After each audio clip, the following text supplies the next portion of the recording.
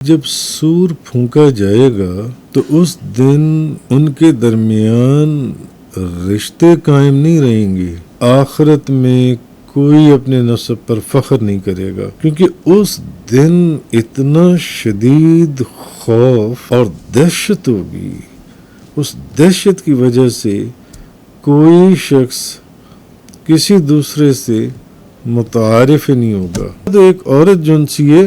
وہ اپنے باپ سے حق لینے کے لیے آ جائے گی، اپنے شوہر سے اپنا حق لینے کے لیے آئے گی، اپنے بھائی سے اپنا حق لے گی. وہ جو کہ ایک ماں بھی کہلاتی ہے، وہ اپنے بیٹے سے اپنا حق لے گی جون سی ہے.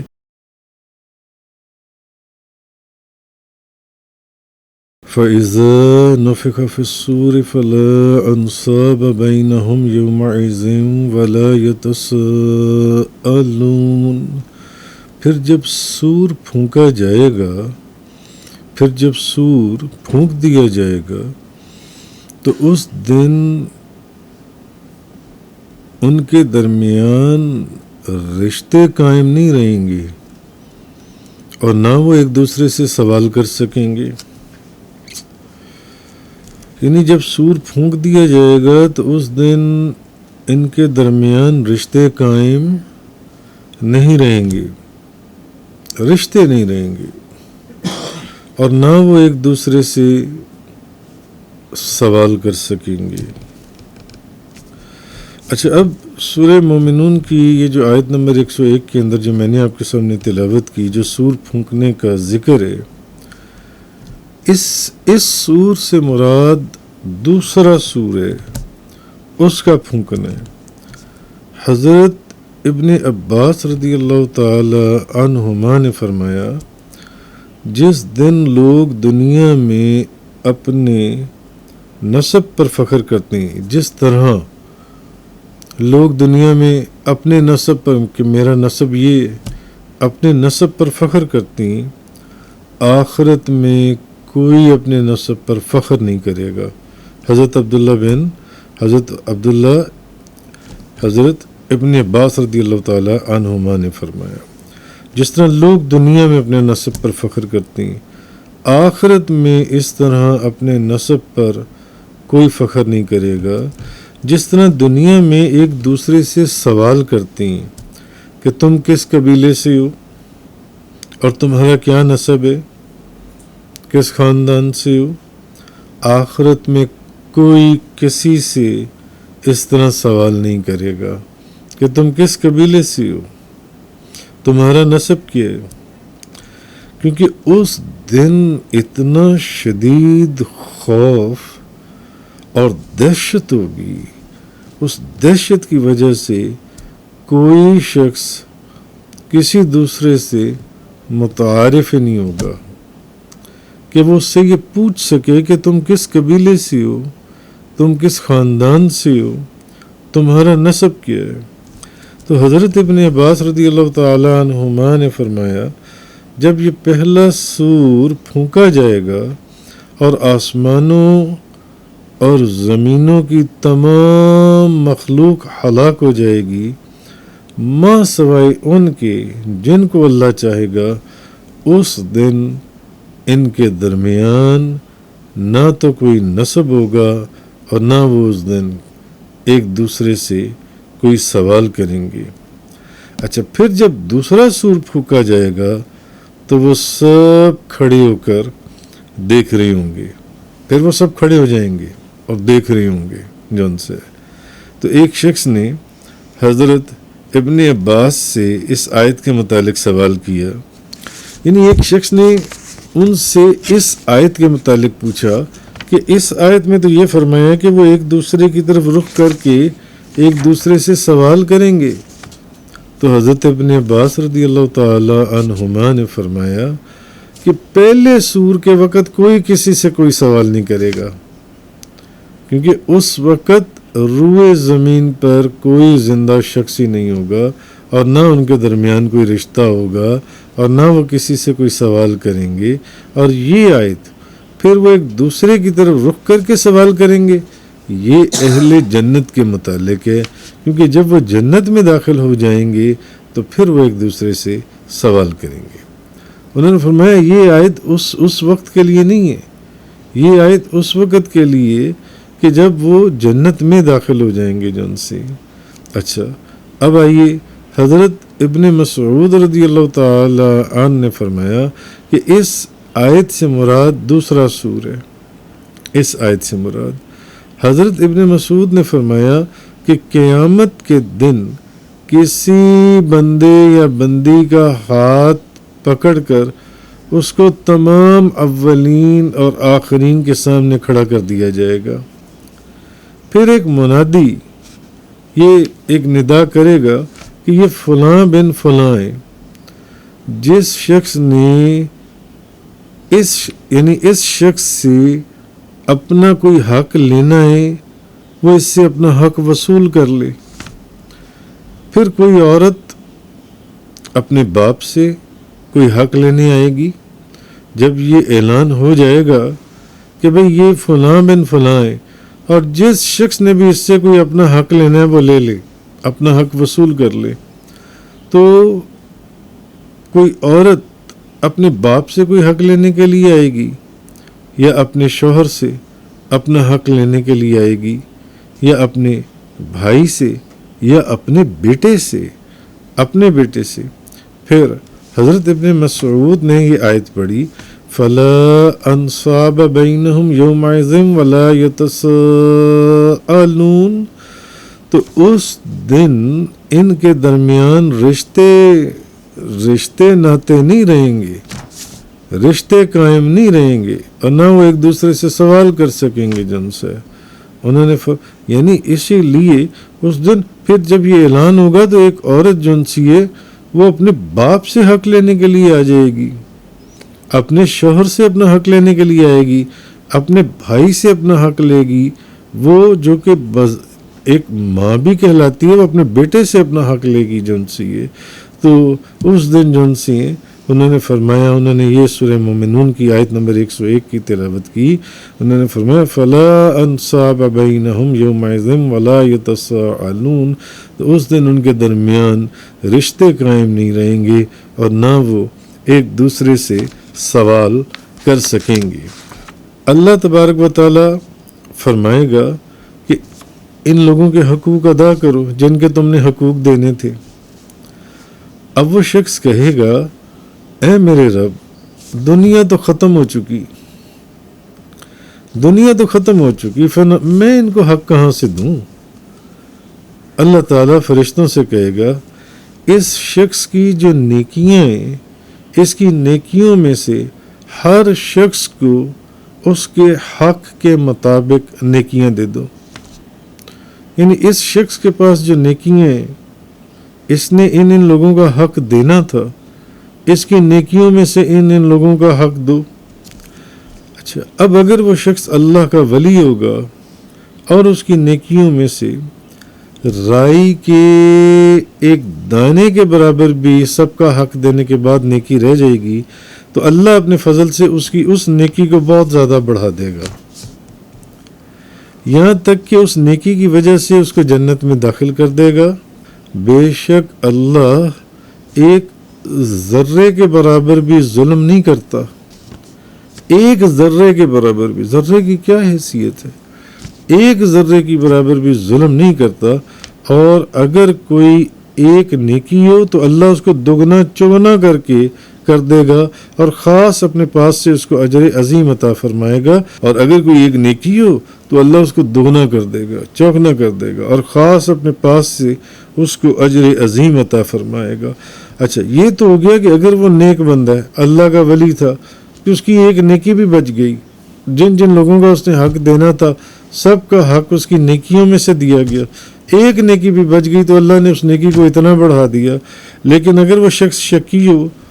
تو فرشتے کہیں گے کہ اے رب، اس کی نیکیاں تو ختم ہو گئیں، جو نیکیاں تھیں جن لوگوں کے اس نے حق دینے تھے، وہ حق دینے کے اس کے واسطے اب کوئی کچھ ہے ہی نہیں، اور حقوق کے طلب کرنے والے ابھی بھی جن لوگوں کا اس نے حق ادا کرنا تھا ابھی بھی وہ لوگ موجود ہیں، باقی ہیں۔ تو اللہ فرمائے گا کہ اب جن لوگوں کا اس نے حق پورا نہیں ادا کیا، ان کے گناہ لے کر اس کے گناہوں میں ڈال دو اور اس کو جہنم کی طرف دھکا دے دیا جائے، اس کو جہنم میں دھکا دے دو، الیاذ باللہ۔ یعنی اللہ تعالیٰ سے ہر حالت میں توبہ کرنی چاہیے کہ ایسا وقت کسی کو نصیب نہ ہو۔ تو یہ چیز فرمائی گئی کہ اللہ تعالیٰ اب جو وہ شخص جو صاحب شکاوت ہوگا تو یا شکی ہوگا تو فرشتے کہیں گے اے رب اس کی تو نیکیاں ہی ختم ہو گئیں اور ابھی بھی اس نے لوگوں کے حقوق دینے تھے، تو کہا جائے گا کہ اب ان لوگوں کے گناہ لے کر اس کے گناہوں کے اندر شامل کر دیا جائے اور اس کو جہنم کے اندر دھکا دے دو۔ یہ اللہ کی طرف سے حکم ہوگا جو ان سے۔ بہرحال ایک حدیث میں مگر ایک بات جو بات ہوئی جہاں سے بات شروع ہوئی تھی کہ اس دن ان کے درمیان رشتے قائم نہیں رہیں گے اور نہ وہ ایک دوسرے سے سوال کریں گے جو ان سے۔ مگر ایک بات ذہن میں رکھیں کہ تمام رشتے ختم ہو جائیں گے مگر نبی پاک صلی اللہ علیہ وسلم کے رشتے اس وقت بھی۔ ایک حدیث میں نبی پاک صلی اللہ علیہ وسلم نے فرمایا، جیسے کہ اپنی شہزادی خاتون جنت فرمایا فاطمہ میرے گوشت کا ٹکڑا ہے، حضور نے فرمایا فاطمہ میرے گوشت کا ٹکڑا ہے، اور جو چیز یعنی کہ میری بیٹی کو غصہ دلائے وہ مجھے غصے میں لاتی ہے، اور جس چیز سے وہ خوش ہو اس سے میں خوش ہوتا ہوں۔ تو قیامت کے دن تمام رشتے منقطع ہو جائیں گے، قیامت کے دن تمام رشتے ختم ہو جائیں گے ماں سوائے میرے نسب کے اور میرے نکاح کے اور میرے سسرال کے۔ نبی پاک صلی اللہ علیہ وسلم کی حدیث مسند احمد کی یہ حدیث ہے۔ تو نبی پاک صلی اللہ علیہ وسلم نے فرمایا کہ قیامت والے دن تمام رشتے ختم ہو جائیں گے، ٹوٹ جائیں گے، منقطع ہو جائیں گے جو ان سے، جیسے کہ یہ جو آیات میں نے آپ کے سامنے تلاوت کی اور اس کا میں نے بیان آپ کے سامنے بیان کی کہ رشتے ختم ہو جائیں گے مگر ماں سوائے میرے رشتوں کے جو ان سے، نبی میرے نسب کی اور میرے نکاح کی اور میرے سسرال کے، حضور نے فرمایا یہ رشتے قیامت والے دن بھی یہ اس وقت بھی قائم رہیں گے، اس کے علاوہ سب رشتے ختم ہو جائیں گے جو ان سے۔ اسی لیے حضور نے فرمایا کہ فاطمہ میرے گوشت کا ٹکڑا ہے، تو جو چیز اسے غصے میں لائے وہ مجھے غصے میں لاتی ہے، اور جس چیز سے وہ خوش ہو اس سے میں خوش ہوتا ہوں، اور قیامت کے دن تمام رشتے منقطع ہو جائیں گے۔ اس کا مطلب یہ ہے کہ نبی کریم صلی اللہ علیہ وسلم جو چیز حضور کے غصے سے الیاذ باللہ حضور کے غصے سے بچنے کے لیے آپ سرکار کی اولاد مبارک کے غصے سے محفوظ رہنا چاہیے، اور حضور کی خوشی کے لیے کہ حضور ہم سے خوش ہو جائیں، ہمیں کہ آپ کی اولاد مبارک ہم سے خوش ہو جائے۔ ایسے بے شمار احادیث ہیں امام حسن اور حسین کے متعلق بھی، نبی پاک صلی اللہ علیہ وسلم نے اپنے دونوں شہزادوں کے لیے بے شمار شرائط اور کنڈیشنز بیان کر دی حدیث کے اندر جو ان سی ہیں، تو ان کی خوشی جو ان سی ہے وہ پہلے ہمارے لیے، تو پھر نبی پاک صلی اللہ علیہ وسلم کی خوشی بھی ہمارے لیے جو ان سی ہے۔ تو قیامت کے دن نبی پاک صلی اللہ علیہ وسلم کے نسب، نکاح اور سسرال کے رشتوں کے علاوہ تمام رشتے ختم ہو جائیں گے، تمام رشتے ختم کر دیے جائیں گے۔ تو کہنے کا مقصد یہ ہے کہ اب چونکہ بی بی فاطمہ زہرا کی بات ہو گئی اسی ضمن کے اندر، اسی آیت کی تفسیر کے اندر، تو بی بی فاطمہ زہرا کے فضائل کے اندر بھی میں ایک دو احادیث جن سی ہیں وہ بیان کر دوں۔ بی بی عائشہ صدیقہ طیبہ طاہرہ زاہدہ عابدہ رضی اللہ تعالیٰ عنہا فرماتی ہیں کہ نبی پاک صلی اللہ علیہ وسلم نے اپنی صاحبزادی سیدہ فاطمہ کو اپنے پاس اس مرض میں بلایا جس مرض میں آپ کی وفات ہو گئی، نبی پاک صلی اللہ علیہ وسلم کی،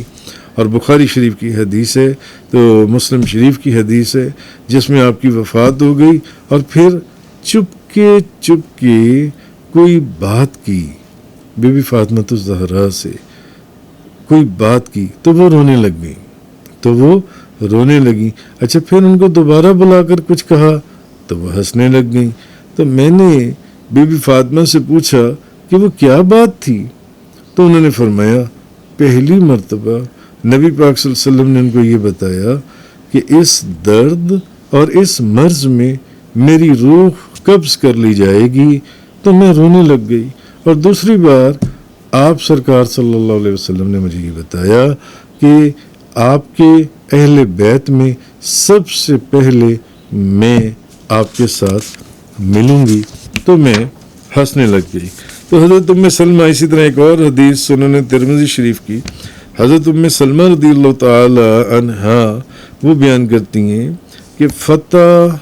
مکہ کے سال نبی کریم صلی اللہ علیہ وسلم نے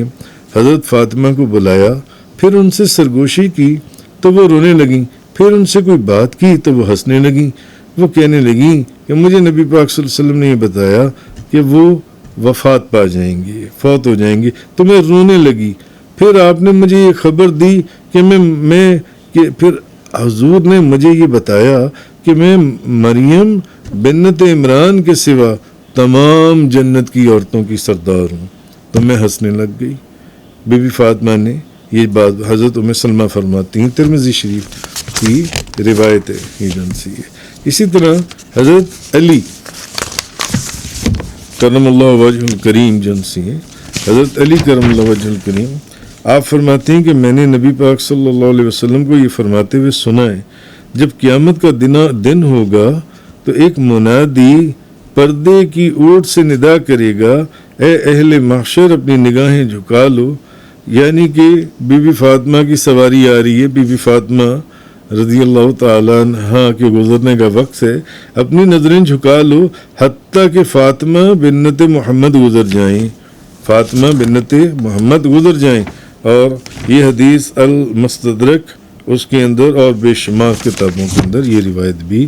آئی ایجنسی ہے۔ اور زید بن اسلم اپنے والد سے روایت کرتے ہیں کہ حضرت عمر رضی اللہ تعالی عنہ حضرت فاطمہ بنت رسول اللہ صلی اللہ علیہ وسلم کے پاس گئی اور کہا، اے فاطمہ، اللہ کی قسم میں نے رسول اللہ صلی اللہ علیہ وسلم کے نزدیک آپ سے زیادہ کسی کو محبوب نہیں دیکھا، اور اللہ کی قسم آپ کے والد صلی اللہ علیہ وسلم کے بعد لوگوں میں مجھے آپ سے زیادہ کوئی محبوب نہیں۔ یعنی حضرت عمر فاروق نے حضرت بی بی فاطمہ کو کیا فرمایا؟ اللہ کی قسم میں نے اللہ کے رسول کے نزدیک آپ سے زیادہ کسی کو محبوب نہیں دیکھا۔ یعنی اللہ کے رسول کے نزدیک اللہ کے رسول جتنی آپ سے محبت کرتے تھے اتنی کسی اور سے محبت نہیں کرتے تھے، اور اللہ کی قسم آپ کے والد کے بعد، یعنی آپ کے والد، یہ حضرت عمر فرما رہے ہیں، آپ کے والد کے بعد، نبی پاک صلی اللہ علیہ وسلم کے بعد لوگوں میں مجھے آپ سے زیادہ کوئی محبوب نہیں ہے۔ یہ بھی المستدرک اس کی۔ اور حضرت ایک اور روایت میں کہ نبی پاک صلی اللہ علیہ وسلم المستدرک کی، نبی پاک صلی اللہ علیہ وسلم جب کسی غزوے یا کسی سفر سے واپس آتے تو مسجد میں جا کر 2 رکعت نماز پڑھتے، پھر حضرت فاطمہ رضی اللہ تعالی عنہا کے گھر جاتے، یعنی اپنی ازواج سے بھی پہلے اپنی بیٹی کے گھر میں جاتے۔ جب بھی کسی سفر سے واپس آتے، کسی غزوے سے واپس آتے، تو اپنی ازواج کے اپنے گھر جانے سے بھی پہلے بی بی فاطمہ زہرا کے گھر میں آپ تشریف لے کر جاتے، جو ان سے حضرت عائشہ صدیقہ طیبہ طاہرہ رضی اللہ تعالیٰ عنہ بیان کرتی ہیں کہ جس مرض میں نبی کریم صلی اللہ علیہ وسلم کی وفات ہو گئی، اس میں آپ نے فرمایا، اے فاطمہ، کیا تم اس بات پر راضی نہیں ہو کہ تم تمام جہانوں کی عورتوں کی سردار ہو؟ اور تمام جہانوں کی عورتوں کی سردار ہو۔ اور یہ اب صحیح بخاری، مسلم شریف، ترمذی اور سنن ابو داؤد کی حدیث ہے۔ اور تمام جہانوں کی عورتوں کی سردار ہو، اور اس امت کی عورتوں کی سردار ہو، اور مومنین کی عورتوں کی سردار ہو، مومنوں کی عورتوں کی سردار ہو۔ تو اصل جو چیز بات کہنے والی ہے وہ یہ کہ یہ جو آیت چل رہی تھی، فَإِذَا نُفِخَ فِي الصُّورِ فَلَا أَنْصَابَ بَيْنَهُمْ يَوْمَئِذٍ وَلَا يَتَسَاءَلُونَ، پھر جب سور پھونک دیا جائے گا تو اس دن ان کے درمیان رشتے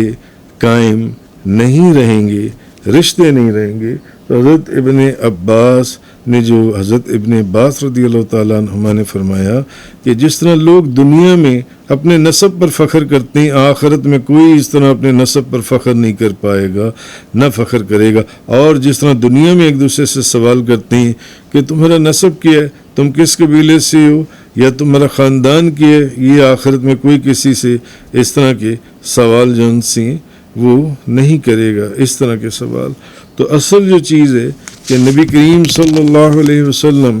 حضور صلی اللہ علیہ وسلم، آپ نے یہ چیز فرمائی کہ اس دن جو ان سے صرف